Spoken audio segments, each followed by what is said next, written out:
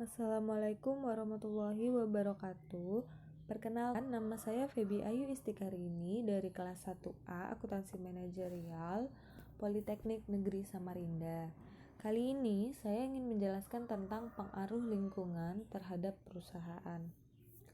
Lingkungan perusahaan didefinisikan sebagai keseluruhan dari faktor-faktor ekstern yang mempengaruhi organisasi dan kegiatan perusahaan.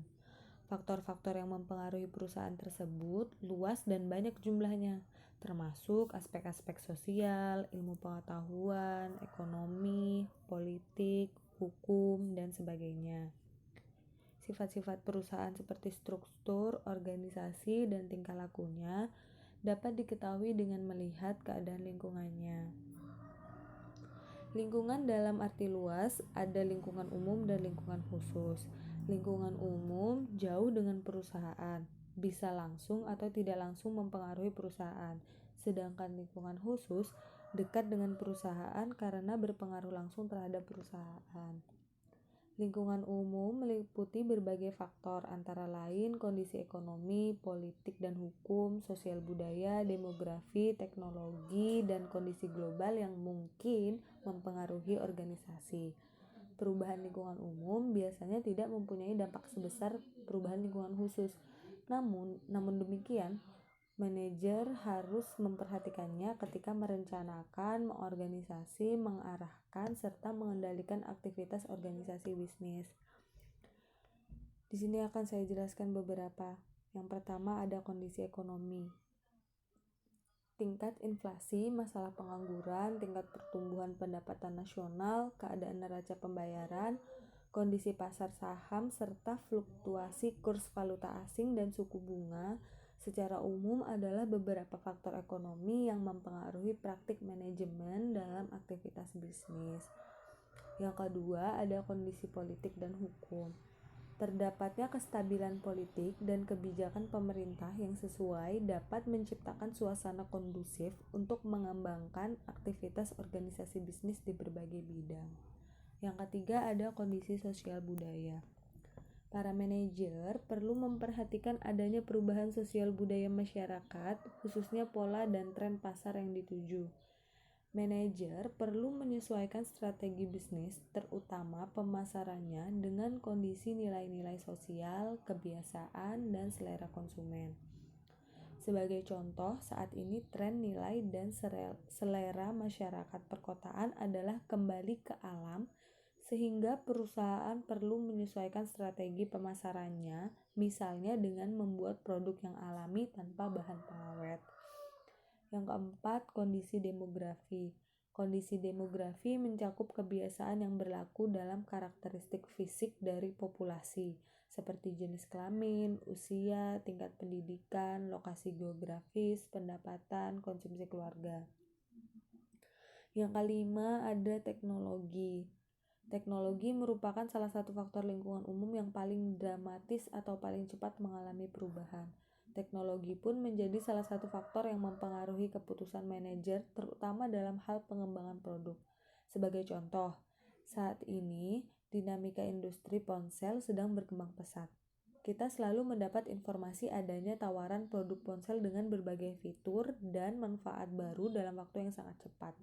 Hal ini karena terkait dengan perkembangan teknologi yang terjadi. Dulu kita hanya mengenal ponsel digunakan untuk menelpon saja. Namun, dalam waktu beberapa tahun belakangan ini, dengan perkembangan teknologi yang sangat pesat, kita sudah dapat menemukan ponsel dengan tambahan fitur kamera, video kamera, atau bahkan komputer. Lingkungan khusus, sebuah perusahaan yang terdapat di dalam suatu masyarakat, ada kemungkinan tidak dipengaruhi secara langsung oleh faktor-faktor lingkungan umum, atau perusahaan tersebut tidak dapat menanggapi semua faktor-faktor yang ada. Faktor-faktor lingkungan yang mempengaruhi perusahaan secara langsung berasal dari lingkungan khusus, yaitu kekuatan-kekuatan penting yang lebih khusus dalam pengambilan keputusan dan proses transformasi dalam perusahaan. Faktor-faktor lingkungan khusus yang mempengaruhi perusahaan ada penyedia, langganan, pesaing, teknologi, dan sosial. Di sini akan saya jelaskan sedikit. Konsumen atau pelanggan merupakan kelompok potensial yang mengkonsumsi output atau barang dan jasa yang dihasilkan perusahaan atau organisasi bisnis dan juga lembaga pemerintahan maupun organisasi non-profit lainnya. Kemudian di sini ada penyedia atau pemasok. Di sini yaitu perusahaan atau individu yang menyediakan faktor-faktor produksi yang dibutuhkan perusahaan untuk memproduksi produk atau jasanya. Pasokan meliputi penyedia bahan baku atau material, peralatan, input keuangan, dan tenaga kerja. Kemudian ada pesaing. Pesaing di sini meliputi semua tawaran pesaing yang nyata maupun potensial seperti substitusi yang dipertimbangkan oleh pembeli. Biasanya, setiap perusahaan mempunyai satu atau lebih pesaing. Perusahaan perlu lebih memuaskan kebutuhan dan keinginan konsumen melalui penawaran produk dan jasa yang lebih baik dari pesaing. Kemudian tidak hanya ada lingkungan umum dan lingkungan khusus, ada lingkungan nasional dan internasional. Di sini lingkungan nasional dan internasional yaitu faktor-faktor lingkungan yang didasarkan pada batas-batas geografis di mana perusahaan bersangkutan berada. Lingkungan internasional di sini ada pemerintah, perekonomian dan perpajakan dan hukum. Kalau lingkungan nasionalnya itu perusahaan itu sendiri. Kemudian yang terakhir ada perhatian pemerintah terhadap kegiatan perusahaan. Di sini ada 3 bantuan. Yang pertama bantuan di bidang transportasi. Di sini peran pemerintah dalam sektor pengangkutan seperti kereta api atau KAI, pesawat atau Garuda Indonesia, laut, ada Pelni, angkutan darat, ada Damri.